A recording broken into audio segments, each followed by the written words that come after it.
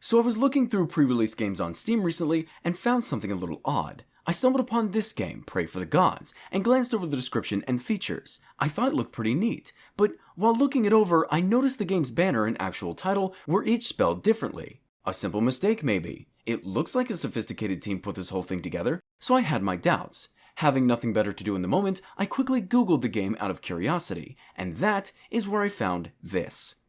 Pray for the Gods changes name to avoid fight with Bethesda's Prey.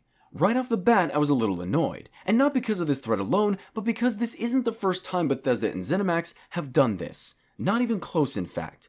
Obviously, no company is perfect, and trademark law is an aggressive, unfair part of running a business, but, well, let me just dive into a little bit of their history. So, Christopher Weaver and Robert A. Altman are the two founders for Bethesda and ZeniMax respectively. In the mid-80s, Christopher Weaver was introduced to the gaming industry by one of his engineers whom was working to develop a new football game. With Weaver's involvement, production went forward and soon enough Bethesda Softworks was founded in June of 1986. And the football game Gridiron was their first title, ported for the Atari ST, Commodore 64, and Commodore 128. Although it never actually hit the shelves. 13 years later, Weaver co-founded Bethesda's current parent company, ZeniMax Media Inc., with Washington lawyer Robert Altman in May of 1999. Over the years, ZeniMax came to own Arcane Studios, Tango Gameworks, Machine Games, Battlecry Studios, id Software, and more, so, to say the least, these guys are really successful.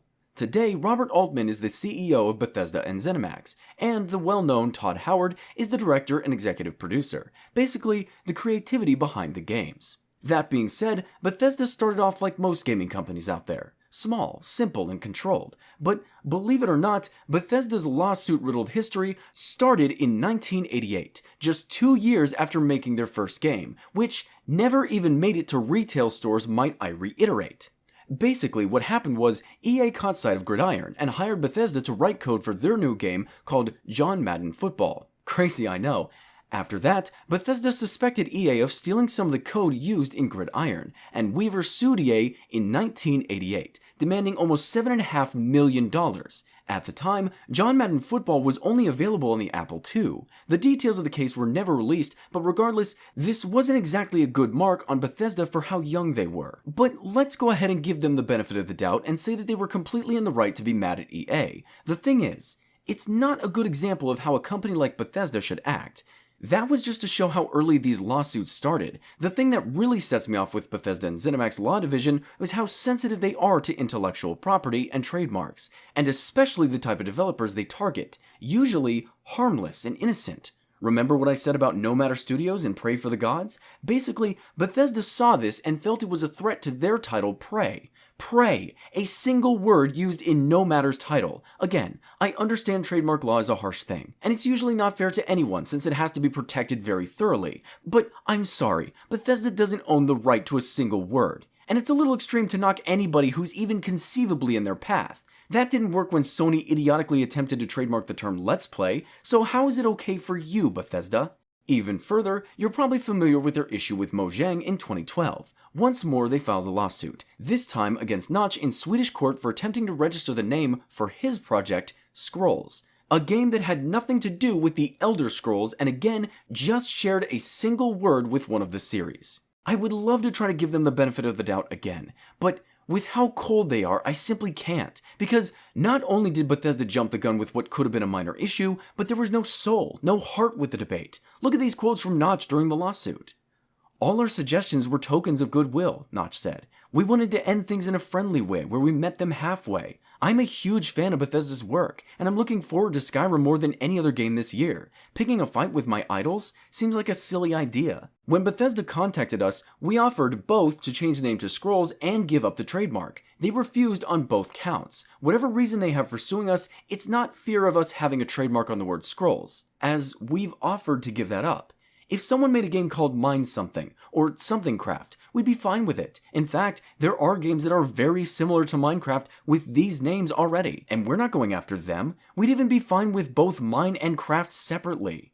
Not only did Notch make multiple offers to satisfy Bethesda's claim of taking the register The Elder Scrolls and simply deleting Elder, but he was polite and much more understanding about the situation than almost anybody would be. He approached them as humanly as possible, immediately responding with how much he loved Bethesda's work. But alas, Bethesda immediately filed the lawsuit without any further discussion. Leave it to a lawyer to run both of these companies.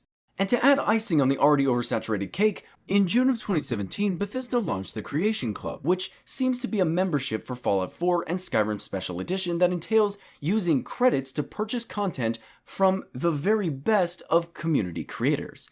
Yes, Bethesda is trying to get you to actually pay for some mods. Basically, the idea behind it is to get more official content out there. So what they're doing is taking already made mods and running them through several tests and polishing the edges to be able to guarantee compatibility and functionality. Sounds pretty cool, right? But trust me, it's not for your benefit, it's for them. Bethesda already tried doing this once already, and I'm just so relieved to see that this isn't working. Already, there are very popular mods on Nexus that literally remove the Creation Club and all its news.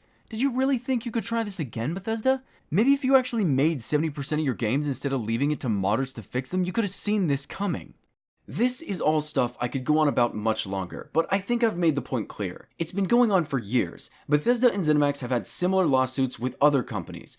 They've screwed over Human Head with development of Prey 2. They shut down innocent company sites like doom.chaosforge.org. The list goes on, and you can read about all of it with a simple Google search. Also, I even heard from a little bird that Bethesda may or may not have actually stolen a computer from Falcon Northwest. Keep that one on the down low. Look, I know trademark law is unfair, and you have to be aggressive to protect your name, but there's so many Bethesda lawsuits that could have been executed much more reasonably, and that's my main point here. And, of course, the general greed that comes with everything Bethesda produces. Seriously, what does all that money go to? It's definitely not adding more color palettes to your game engines. For the love of God, every time I open a Bethesda title, I feel like I'm playing 50 Shades of Grey the video game. Actually, maybe I shouldn't say that given their track record. They may get a tad hasty. I'm sorry, Bethesda, I didn't mean it. Besides, you and I both know we don't need to cause another Fallout.